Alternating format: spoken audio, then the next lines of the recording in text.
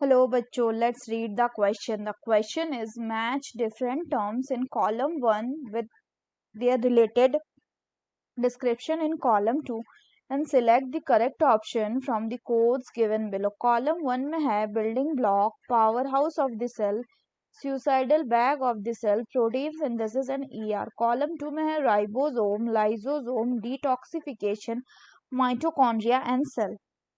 तो ये देखते हैं हम इसका की कंसेप्ट. तो अगर हम बात करें इसके की कंसेप्ट का, तो इसका की कंसेप्ट हो जाएगा cell and their organelles. Cell and their organelles. तो सबसे पहले अगर हम बात करें बच्चों सेल की, तो सेल को हम क्या कहते हैं? इसको हम स्ट्रक्चरल एंड फंक्शनल यूनिट भी कहते हैं. Structural and functional unit of life, या हम सिंपली कह सकते हैं कि cell is the building blocks of living beings. Further अगर हम बात करें तो अब हम ऑप्शंस को देखते हैं. पहले में दिया हुआ है राइबोसोम. तो जो राइबोसोम होते हैं इनको क्या कहा जाता है? इनको कहा जाता है कि they are responsible for protein synthesis के लिए ये रिस्पॉन्सिबल होते हैं. और जो राइबोसोम होता है जनरली इसके पास दो सब यूनिट्स होते हैं. एक को हम कहते हैं लार्जर सब यूनिट एंड दूसरे को कहा जाता है आपका स्मॉलर सब यूनिट. और ये जो राइबोसोम है ये अलग अलग हो सकते हैं, प्रोकैरियोट के लिए अलग एंड यूकैरियोट के लिए अलग.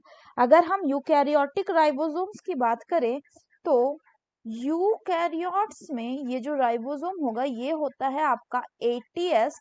वहीं ये आपका प्रोकैरियोट्स में कितना होता है? प्रोकैरियोट्स में इट इज 70s. नेक्स्ट बात करें तो नेक्स्ट बोला गया है लाइसोसोम.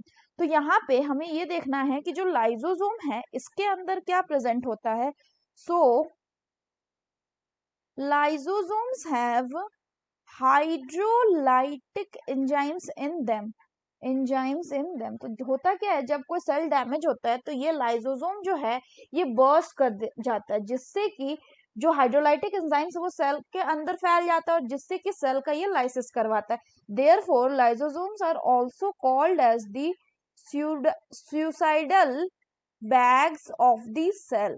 नेक्स्ट बोला गया है डिटॉक्सिफिकेशन. तो अगर हम यहाँ पे बात करें बच्चों प्रोसेस ऑफ डिटॉक्सिफिकेशन की, तो इसको कैरी आउट कौन करता है? It is carried out by the ER which is endoplasmic reticulum.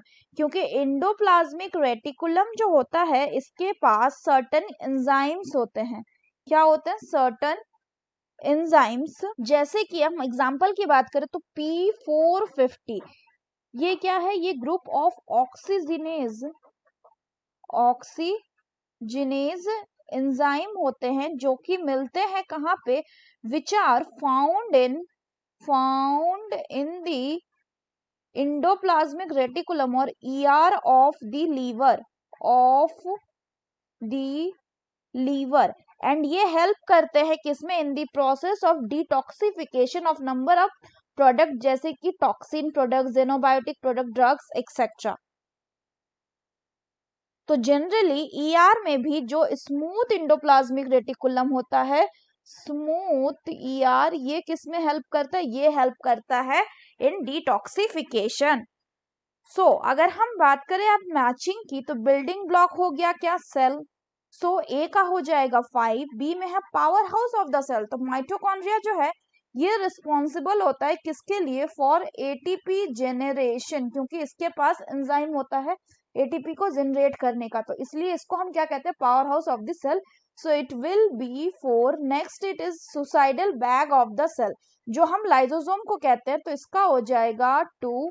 Then it will be protein synthesis जो कि होता है आपका राइबोसोम में, and then it is ER which is responsible for detoxification, therefore it will be 3rd.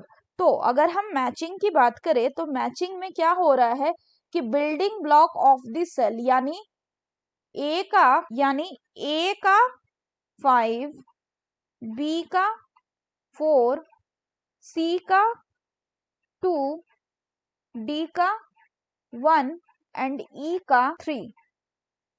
So that's all for the question बच्चों. Hope you understood it well. Best of luck.